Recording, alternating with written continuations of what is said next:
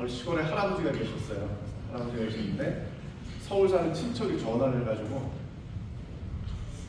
자기 아들 결혼한다고 결혼식 오시라고 알았다. 그래서 몇 월 며칠 날 뭐 이렇게 해서 됐는데 장소가 어디냐 그랬더니 서울의 그 고속터미널 주변 메리어트 호텔이라고 있어요. 들어보셨어요? 네, 메리어트 호텔에서 보자 거기서 한다고 그래서. 근데 할아버지가 이게 입에 안 붙는 거예요. 메리어트가. 그래서 어디 그랬더니 메리어트 어디 메리어트 그래가지고 계속 얘기를 하다가 도대체 할아버지가 안 붙어가지고 정리를 했어요. 그래서 알았다고 내가 메리아스 호텔로 가겠다. 아, 메리아스로 정리를 하셨어요. 그래가지고 서울역에 이제 기차를 타고 서울역에 내렸어요. 그래서 택시를 탔죠. 어디 가자고 그래야 돼요? 메리아스 가자 이거 해야 되는데 머릿속에서 메리아스였는데 입으로 튀어나오는 거 이제 런닝구 호텔 갑시다 이래버렸어요. 뭐 그럴 때 있잖아요. 머릿속하고 입하고 다르게 나올 때가 있잖아요. 넉넉히 이제 앉아있는데 택시가 달리더니 메리어트 호텔에 딱 쓴 거예요. 그때 이 할아버지가 깨달으셨어요. 내가 런닝구라고 했던 걸 그때 깨달은 거예요. 그래서 택시기사한테 당신 대단하다고 내가 메리아스도 아니고 런닝구 호텔 가자고 걸 어떻게 여길 내려줬냐고 당신 대단하다고 했더니 그 택시기사가 이건 아무것도 아니라고 전에 예술의 전당 가는 손님이 전설의 고향 갑시다 하는 것을 내려준 적이 있다고 그러더라는 거죠. 네. 제가 어디 가서 강연할 때마다 제가 이 이야기를 하는 게 제가 농촌에서 자라보질 않았어요. 예, 농사를 지어본 적도 없고 도시에서만 내내 살았는데 이상하게 제가 농촌교회에 대해서 자꾸 말을 하게 되는 시간들이 자꾸 있게 되더라고요. 전에 백명기 총무님 계실 때 자꾸 저 농촌교회에 대해서 뭐라고 하면 연구를 하라고 자꾸 찔른 것 같아요. 그래서 그렇게 하다 보니까 했는데 요번에 이제 그 감리교회에서 그 농촌교회 실태조사 하라고 그래가지고 그것까지 진행을 하면서 농촌교회에 대한 관심은 있는데 혹시 제가 이제 막 이렇게 얘기를 해도 여러분들이 저희 몰라가지고 이 소리 하려는데 저런 말 하는구나 잘 이해를 하시고 예, 제가 런닝구 호텔이다 그럼 어디로 가 있어야 돼요? 메리아스로 그게 좋은 얘기 하는 거겠지 이렇게 이해를 해주시기 바랍니다. 네, 바라겠습니다. 이번 조사는 두 파트로 나눠져 있습니다. 그래서 한쪽 파트는 제가 맡아서 농촌교회 인터뷰를 진행을 하는 것이고 한쪽 파트는 저희 학교의 그 정재훈 교수가 설문조사를 진행했어요. 물론 이제 둘이서 같이 하는 거지만 이제 보고서를 둘이서 나눠서 썼습니다. 그래서 제가 면담을 하는 게 조금 주가 될 것 같고요. 면소정교회 2개 하고 기관 사역자 2명하고 리단이 5명 그래가지고 9명 제가 인터뷰를 했고요. 설문은 농촌교회 목회자 500명을 대상으로 해가지고 진행을 했습니다. 제가 처음 맞이한 거는 인구절벽 노령화 이건 뭐 여러분들이 많이 아시는 얘기니까. 근데 제가 전북 쪽에 있는 익산 근처에 있는 농촌교회를 갔는데 그게 목사님 하시는 말씀이 저한테 팍 와닿았습니다. 어느 날 이 목사님이 송구영준 예배를 드리려고 올라섰는데 이 자리를 이렇게 쳐다보는데 빈자리들이 이제 눈에 띄는 거죠. 사람이 다 자기가 항상 앉던 자리에 앉지 않습니까? 그러니까 그 빈자리를 보면 그분이 보이는 거죠. 계속 그 빈자리들이 하나하나 늘어나는 그런 목회를 하다가 송구영준 예배를 드리려고 올라섰는데 그게 확 와닿더라고요. 그래서 그날 쉽게 말씀드리면 공황장애가 온 겁니다. 그분 표현에 의하면 이 가운이 너무 무거워져가지고 자기한테 실제적인 얘기입니다. 가운이 너무 무거워져가지고 숨을 쉴 수가 없어가지고 송구영준 예배를 드리다가 내려놓고 끝냈답니다. 드리지를 못했다는 얘기죠. 올라서 있다가 결국 진단은 공황장애 이렇게 받아가지고 몇 년을 고생하셨고 지금도 그렇게 완전하게 낫지는 않은 상태인데 그 말씀을 이렇게 들으면서 무슨 생각이 들었냐면 이게 농촌교회의 현실을 상징적으로 보여주는 게 아닐까. 이러지도 못하겠고 저러지도 못하겠고 정말 한 분 한 분 교인들이 돌아가시는 거예요. 새로 전도돼서 부흥되는 것까지 몰라도 유지라도 돼야 되는데 이게 뭐 이사를 가는 것도 아니고 시험 들어서 빠져나가는 것도 아니고 평생 자기하고 그 신앙생활 같이 하셨던 우리 교인이 그분 표현에 의하면 정말 어디 가다가 고기 한 근 떼어가지고 목사님 계세요 이러고 오셨던 권사님 이런 분들이 돌아가시는 자리를 보면서 자기가 그런 마음을 느꼈다 이런 이야기를 하시더라고요. 예배에 참석하는 성인 예배수 보면은 대충 한 30명 이하가 한 70% 정도 차지를 하고 있습니다. 그러니까 정말 작은 거죠. 근데 그 30명 했던 교회가 예전에는 몇 명이었을까요? 100명, 200명까지 되는데 아까 좀 전에 고항장에 말씀드렸던 그분도 한 20명이 이제는 안 되는데 예전에는 주일학교만 100명 있었다고 그러더라고요. 그러니까 그런 상황들이 현재 있다. 연령별로 보면 뭐 65%가 60대 이상이다. 그 다음에 당면 문제는 고령화하고 교육 감소 그리고 연결돼서 열악한 교회 지정. 그래서 고령화가 80%, 교육 감소가 60%, 교회 재정은 44% 이렇게 된다고 보고요. 이게 좀 재밌는 겁니다. 그러니까 나중에 좀 겹칠까봐 제가 빨리빨리 그냥 설명을 안 하고 넘어가는데요. 농어촌 교회 탈진한 목회자가 많다 했는데 여기에 대해서 동의한다라는 게 84%입니다. 이 설문조사는 그 자료집에는 없습니다. 네, 자료집에는 없습니다. 목회자 하기에 따라 농어촌 교회는 발전할 수 있다. 이 대답이 83.9%입니다. 그러니까 탈진한 목회자가 있다라고 생각하는 게 80%고 발전 가능성이 있다라고 대답하는 건 역시 80%. 근데 여기 이제 뭐 좀 이따 설명 붙여놨을 텐데 젊은 사람들 입장에서는 발전 가능성이 있다고 생각합니다. 나이 드신 분들보다 젊은 사람들이 더 발전 가능성이 있다 이렇게 이야기를 하고 있고요.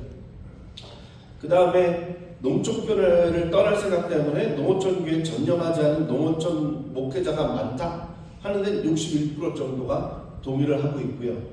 외부 지원만을 받으면서 목회는 관심 없는 농어촌 목회자가 많다. 37.5% 그렇게 생각을 안 합니다. 네. 그러니까 이게 상상하고 좀 다르다. 농어촌 목회 사명을 갖고 농어촌 교회로 오는 목회자가 늘어난다. 이건 16.3%밖에 없습니다. 네. 그 부분에 대해서는 좀 적게 보고 있고요. 저는 이게 좀 재밌다고 생각되는데 농어촌 교회에 희망이 없다에 대해서 어떻게 생각하냐? 동의가 48%고요. 동의하지 않는다가 51.6%. 희망적으로 보는 사람들이 더 많습니다. 비슷하지만 오차범위라고 할 수 있지만 그것도 보면 연령별로 보면 연령이 낮을수록 동의하지 않는다. 희망을 보고 있는 사람들이 많다라고 하고요. 동의한다라는 건 뭐 떠날 생각이 있으신 분들은 당연히 많고, 네, 그렇습니다. 농촌교회의 가능성에 대해서 몇 가지 이제 제가 보면서 이렇게 하시는 분들이 있구나라는 걸 보고 제가 느껴서 말씀을 드리면 첫 번째는 사회적 목회를 하시는 데입니다. 결석이라고 그 홍성 쪽이죠. 홍성 쪽이죠. 홍성이 원래 홍주하고 결성이 합쳐서 홍성입니다. 그 정도로 상당히 큰 면이고 옛날 역사적으로는 막 뭐라고 그러죠? 관아도 있고 상당히 그 지역에 상당히 중요한 데였는데 지금은 완전히 가라앉아가지고 사람이 별로 없습니다. 그런데 이제 교회가 있는데 교회당 자체는 큽니다. 근데 이제 교인은 80명 정도 나와 있고요. 그런 교회인데 설명을 하면 기니까 넘어가겠습니다. 여기에 목사님이 오셔가지고 이제 그 앞에 이제 전 스토리는 있지만 재밌는 거를 하신 게 뭐냐면 기부봉사단이라는 걸 하셨습니다. 한 달에 10,000원씩 걷는 겁니다. 이거를 이제 헌금하고 관계없이 기부봉사단 그래서 10,000원씩 희망자에 하면서 걷는데 거기에 이제 거두면 한 달에 한 80만 원 정도 됐다라는 거죠. 그걸 가지고 뭘 했느냐? 마을에 뭘 도와줄 수 있을까를 생각한다. 그러니까 80만 원을 한 달 내에 그냥 쓰는 겁니다. 그러니까 예전에는 이 구조가 바뀐 건데 예전에는 사람들이 찾아와서 도와주세요. 그럼 그걸 도와줬는데 그게 아니라 적극적으로 찾는 겁니다. 이 사람들. 그러다 보니까 마을하고 관계가 달라지는 거죠. 근데 어느 날 그 마을에 센세이션한 사건이 하나 일어났습니다. 그게 뭐냐? 노숙자가 생겼다는 겁니다. 농촌에 노숙자 보기는 어렵잖아요. 네. 노숙자가 생겼다고 해서 이 교회에서 와 이거 신나네? 뭔가 도와줄 일이 있구나 찾아가 봤더니 진짜 노숙자가 비닐하우스에서 지내고 있더라고요. 그래서 그분을 어떻게 도와줄까? 하니까 이제 집 구해드리고 했는데 먹을 걸 챙겨줘야 되는데 가서 이제 먹을 걸 막 챙겨주면 부담스럽잖아요. 그래서 이 교회에서 한 게 뭐냐? 공유 냉장고를 세운 겁니다. 그리고 거기다가 음식 채워놓고 뭐 옆에다가 또 옷까지도 넣고 뭐 이래가면서 시작을 했는데 재밌는 거는 그곳에 외국인 노동자 합숙소 뭐 이런 데가 있어가지고 오히려 외국인 노동자가 많은 거예요. 그래서 이분들이 와가지고 그걸 이용하는 거예요. 근데 제가 이 교회를 상당히 의미 있게 봤던 게 뭐냐 하면 제가 이게 연말이 되면 한국 기독언론 방송대상 뭐 이런 거에 심사위원을 합니다. 그러니까 일반 언론들 전체 그 무슨 그 공모전 해가지고 이제 그 상 주는 건데 한 해 동안 좋은 작품들 뽑아서 근데 어느 YTN이었나 어느 그 뉴스 기사에 재밌는 게 떠는 게 뭐냐면 교회가 있는데 이 외국인 여성이 아무도 없는 교회를 향해서 90도 각도로 절하고 가는 게 나왔어요. 보신 분이 있으신지 모르겠는데 제가 그 교회가 되게 궁금했거든요. 그런데 이 교회더라고요. 뭐냐면 공유 냉장고에서 음식 꺼내가고 뭐 이런 거 옷도 가져가고 하다 보니까 이 교회가 너무 고마워가지고 나가시면서 절하고 하는 거예요. 그게 코로나 기간이었거든요. 그래서 더 감동적이었던 것 같아요. 그래서 여기서 평화기도회라는 것도 하고 그럽니다. 평화기도회는 마을 유지들을 갖다가 오후 예배 때 한 달에 한 번씩 와서 설명하라고 해요. 뭐 농협 아니면 고아원 하시는 분, 뭐 그 연장이라네 그 거기 책임자 뭐 이런 분들이 오셔가지고 이야기하고 그들을 위해서 설명 듣고 기도도 해주고 하면서 이런 관계를 맺어가는 거 이런 것들을 하셨는데 이런 것이 한 사회적 목회의 가능성이고요. 두 번째는 청년회장 마을동화용인데 이분은 정말 산골에 시골에 조그만 교회에 들어가셨는데 이분 그냥 교회 보수공사하고 자기 살 사택 공사하고 했는데 이거가 그냥 마을 사람들의 마음을 그냥 사로잡은 거죠.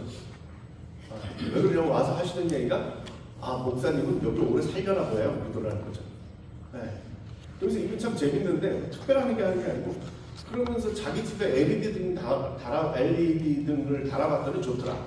마을 사람들에서 돌아가서 그 LED 등 달아드리고 어르신들. 그리고 자기 집에 정수기를 달았더니 그거 좋더라. 또 동네 또 돌아다니면서 정수기 달아드리고. 뭐 이러면서 그 마을 정착을 잘 하시는 분을 봤어요. 그래서 거기 하도 시골이니까 간식 먹을 게 없는데 빵 사다 드리니까 그렇게 좋아하더래요. 그래서 빵 굽는 기계 사가지고 간식 또 빵 돌리고 아주 거기서 이렇게 정착 잘해서 사시는 그런 목사님을 만났고요. 또 한 분은 NGO 하시는 분인데 의성이에요. 의성에 유명한 게 뭐가 있을까요? 예? 마늘. 예, 맞습니다. 또 컬리. 네, 킹팅이 거기 출신들이잖아요. 의성여고가 아주 유명합니다. 근데 거기에 이제 감리교는 좀 달라요. 장로교는 이게 어느 지방 서대문 지방에서 농촌교회 전략적으로 건물을 아예 그냥 사가지고 보내주는 거예요. 네. 그러니까 의성 면이죠. 면에다가 그렇게 했어요. 그래서 거기 들어갔는데 뭐 전혀 연고지가 없이 본인이 이제 가가지고 시작을 하시는데 먼저 뭘 했느냐 하면 문화센터에 가가지고 의성군 역사 배우기 모임에 들어가는 거죠. 향토 사학회 거기에 그러니까 젊은 사람이 가가지고 얼쩡얼쩡하니까 사무총장 시켜가지고 핵심 인싸가 곧바로 되는 거죠. 그리고 좀 특별한 경우인데 아이가 하나 있는데 애가 장애가 있어요. 뇌병입니다. 뭐 이렇게 그 병명을 정확하게 제가 모르겠는데 그래가지고 가시자마자 장애아동 부모회 가입을 해서 거기서 이제 사모님도 사무총장을 해. 그래서 거의 권리 싸움 하는 겁니다. 네. 그 장애인들을 위한 센터 지어달라고 권리 싸움을 해가지고 그 군인가 보다 면삼성 군인 것 같습니다. 군청 앞에서 데모하고 있는데 이제 군수가 이제 좀 마음에 안 드는 말을 한마디 던지고 가서 이제 이분들이 이제 꼭지가 돌면서 군수실을 점거를 하고 하면서 이제 완전히 조용하던 의성들이 뒤집어지는 사건을 만들어내고 거기서 완전히 이제 자를 잡는 거죠. 그러면서 재밌는 게 그 역사 연구 뭐 이런 걸 하시니까 그런 걸 이제 개발하는 거예요. 둘레길 뭐 이런 걸 개발을 하다가 맨날 돌아다니다가 이분이 뭘 발견했느냐? 공룡 발자국을 발견한 거예요. 이렇게 길거리에 있는 도리에 찍힌 공룡 발자국을 발견해가지고 또 그게 화제가 돼가지고 저쪽 공룡이 살던데 뭐 이래가지고 또 거기서 완전히 자를 잡는 경우도 있고 이분은 참 제가 재밌었는데 정통 목회를 하는데 30대 초반밖에 없는데 자신만만.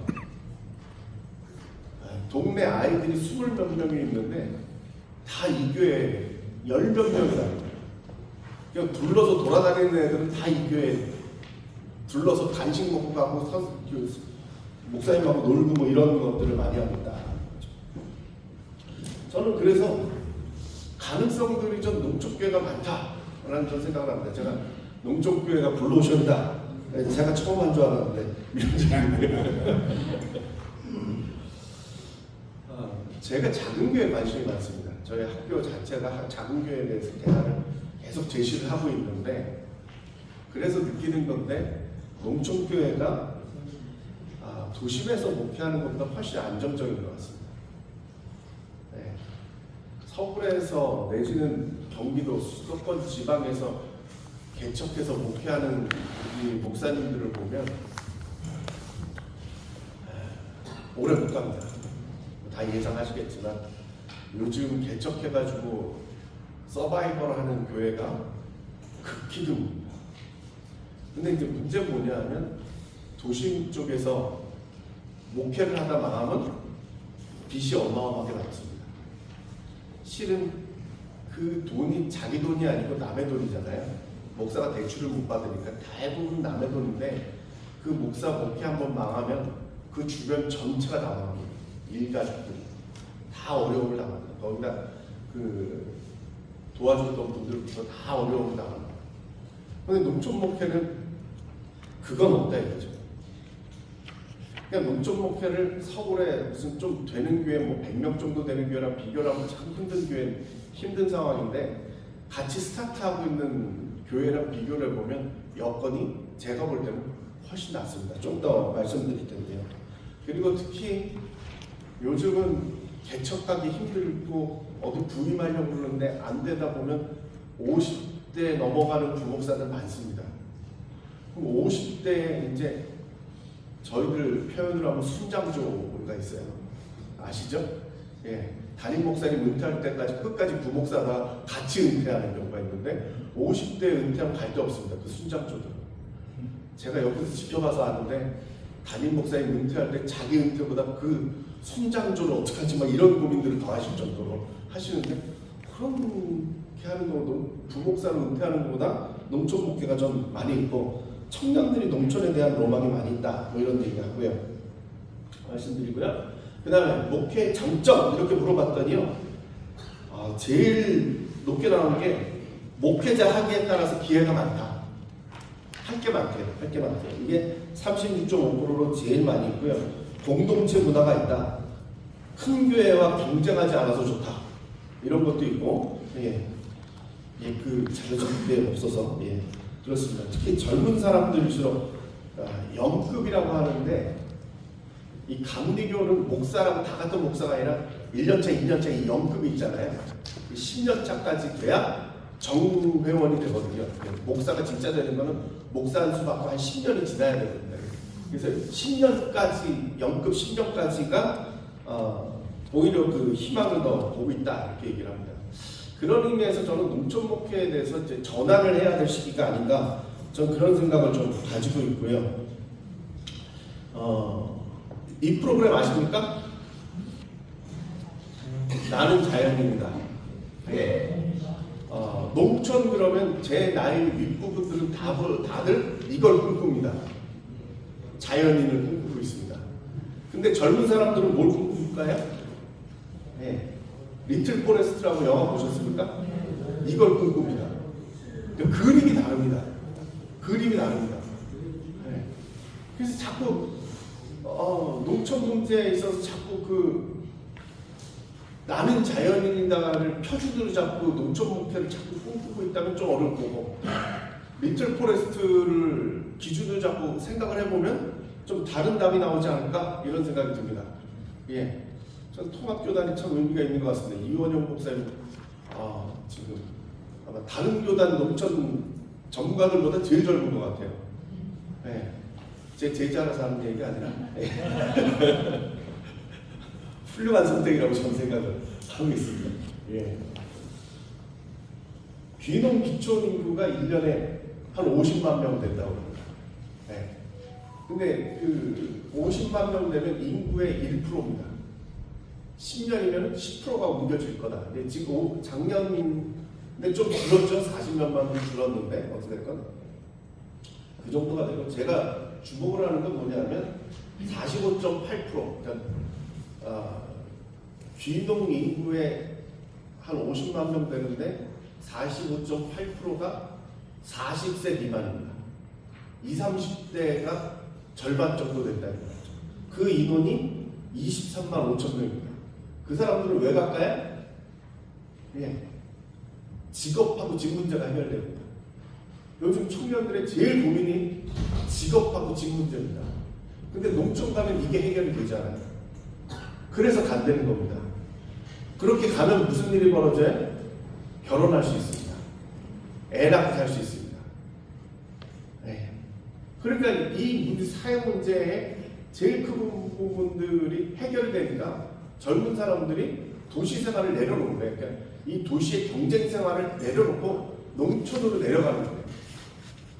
저는 이게 주목할 부분이라고 생각됩니다. 여기 우리 목사 후보생들이 오셨다고 해서 반가운데 이걸 어필해야 됩니다. 네. 이걸 어필해야 됩니다. 굳이 서울에서 목회하는데 월세 내고 망해가지고 빚 생기고 이러지 말고 농촌으로 가요. 저희가 농촌 설문조사 문항 만들면서 이제 거기 관계자들하고 이제 회의를 계속 하잖아요. 회의를 하는데 저희들 기본적인 그 조사를 할 때 목회에 있어서 제일 힘든 게 월세 내는 거니까 교회 형태가 어떻게 되느냐에 대한 질문을 넣었어요. 월세냐, 전세냐, 아니면 자기 건물이냐 이렇게 넣었는데 그 농촌 목회 하시는 분들이 그건 물어볼 필요가 없다고. 우리는 월세 안 산다고. 다 자기 교회지. 그 부분을 뺐는데 저는 너무 신선한 충격을 했어요. 도심 쪽에 있는 교회들은 월세 내다 끝나는 거거든요. 목회를 언제까지 할 수 있느냐? 보증금에서 월세 다 까먹고 끝나는, 이렇게 끝나는 거거든요. 근데 농촌교회는 그게 없어요. 그러니까 사는 것도 마찬가지라고요. 그러니까 요즘 뭐 몇 억 있어야 개척한다고 그러는데 농촌교회 가면 곧바로 자기 건물 목회를 시작할 수 있다는 거죠.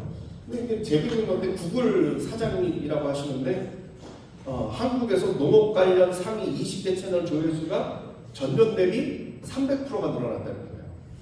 또 어떻게 하면 농촌 가서 살 수 있을까 지금 무지하게 고민인데, 여러분들이 한번 그 유튜브에 농촌 이렇게 쳐보십시오.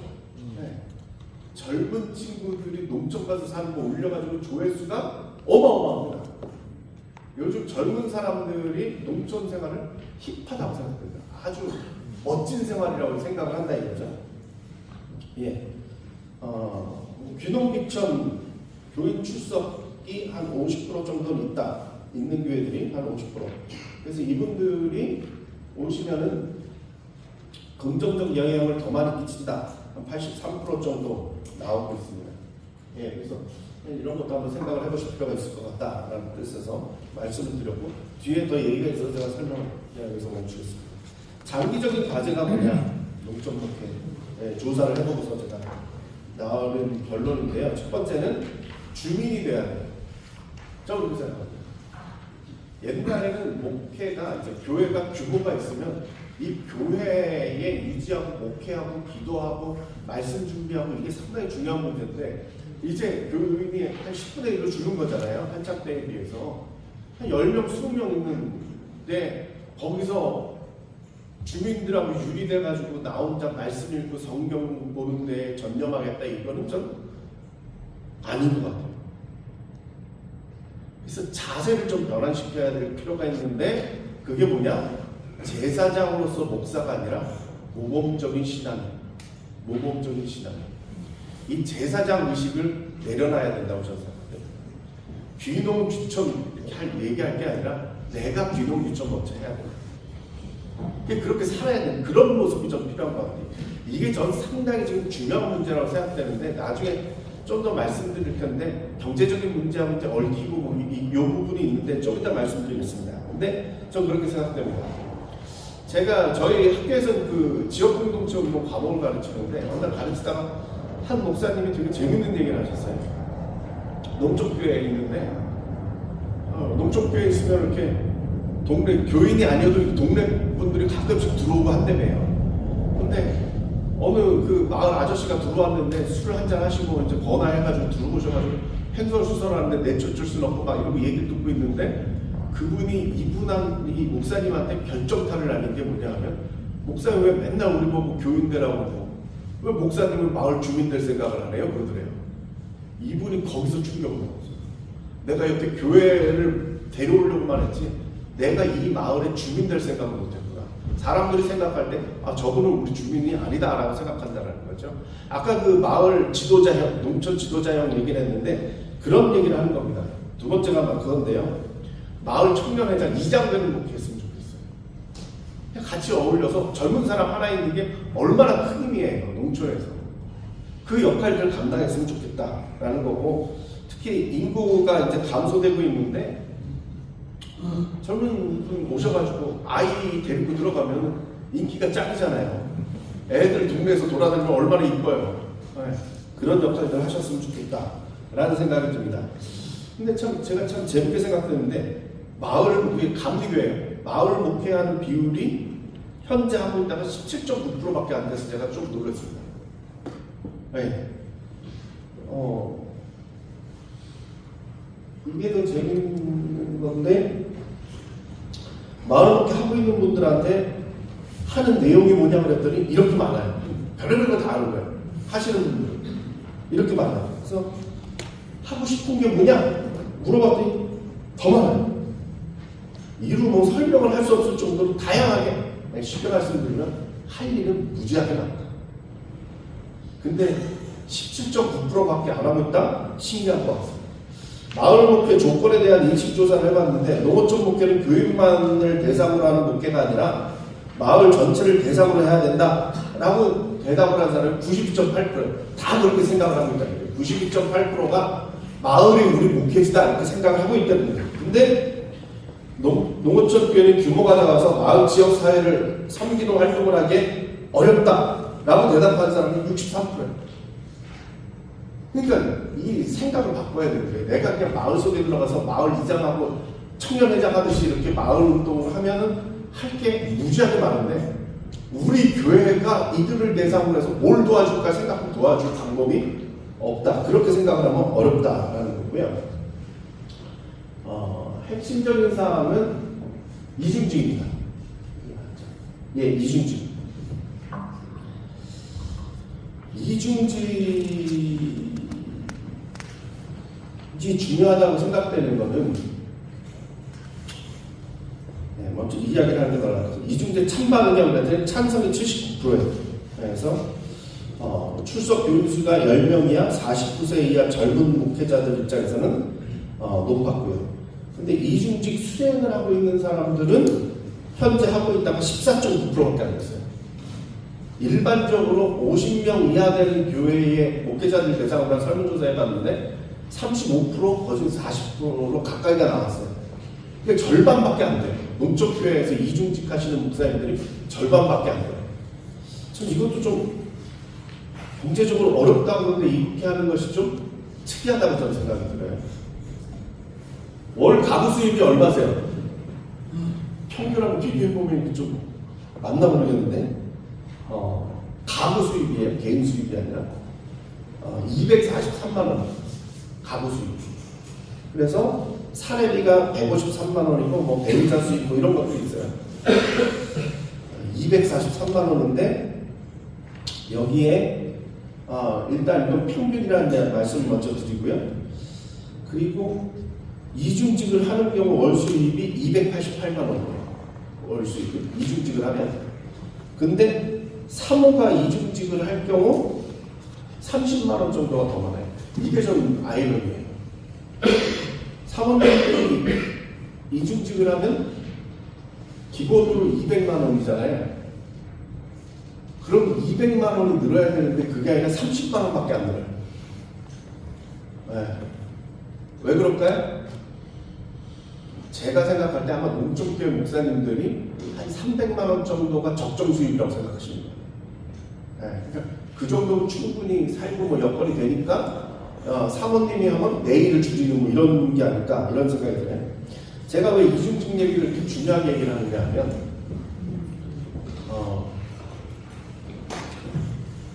농촌교회 미자립이라는 의미는 뭐예요?